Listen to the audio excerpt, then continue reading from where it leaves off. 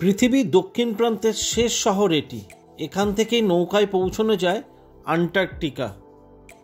পৃথিবীর দক্ষিণ প্রান্তের শেষ শহর বা বসতি এটি। এরপর আরও দক্ষিণে মানুষের স্থায়ী বসতি নেই। এখান থেকেই নৌকায় অনেকে পাড়ি দেন আন্টার্কটিকায়। এটি কোন জায়গা, কেনই বা মানুষ এখানে এসে পাড়ি জমান, জানতে হলে ভিডিওটা আপনাকে পুরো দেখতেই হবে। ইউটিউব চ্যানেল খবরের হাট। ভিডিওটা যদি দেখে আপনার ভালো লাগে তাহলে অবশ্যই চ্যানেলটিকে সাবস্ক্রাইব করে দেবেন। বরফের রাজ্য আন্টার্কটিকায় গবেষণার কাজে বিভিন্ন দেশের বিজ্ঞানীরা হাজির হন। তারা ছাড়াও আন্টার্কটিকা কিন্তু একটি জনপ্রিয় পর্যটন ক্ষেত্র। এখানে মানুষ ঘুরতেও যান, আর তা যেতে গেলে যেখান থেকে সাধারণভাবে মানুষ যাত্রা করে থাকেন সেই শহরই হলো পৃথিবীর দক্ষিণ প্রান্তের শেষ জনবসতি।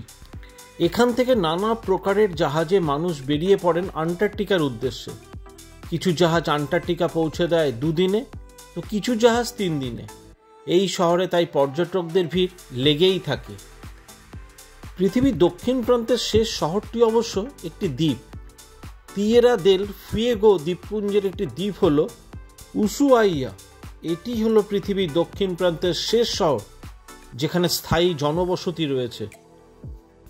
এটি আর্জেন্টিনার অংশ। এখানে বসবাসকারী মানুষজনের প্রধান জীবিকাই হলো ভেড়া চড়ানো, মাছ ধরা, কাঠ কাটা।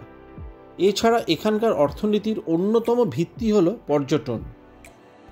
এখানে নানা প্রান্ত থেকে মানুষ হাজির হন পৃথিবীর দক্ষিণ প্রান্তের শেষ শহরে সময় কাটাতে, এখানকার পাহাড় ঘেরা বরফাবৃত প্রাকৃতিক সৌন্দর্য উপভোগ করতে। আর কিছু মানুষ হাজির হন এখান থেকে আন্টার্কটিকায় পথে ভেসে যেতে। তাই পর্যটকদের আনাগোনা এখানকার মানুষের রোজগারের এক অন্যতম প্রধান উপায়।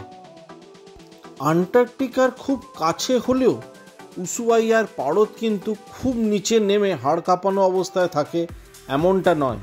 এখানে সারা বছর 0 ডিগ্রি থেকে 10 ডিগ্রির মধ্যেই পারদ প্রধানত ঘোরাফেরা করে। ভিডিও যদি আপনাদের ভালো লেগে থাকে তাহলে অবশ্যই শেয়ার ও কমেন্টস করবেন। আজকের ভিডিও এই পর্যন্তই। এরপরে আপনাদের সাথে দেখা হবে একটি নতুন ভিডিওয়।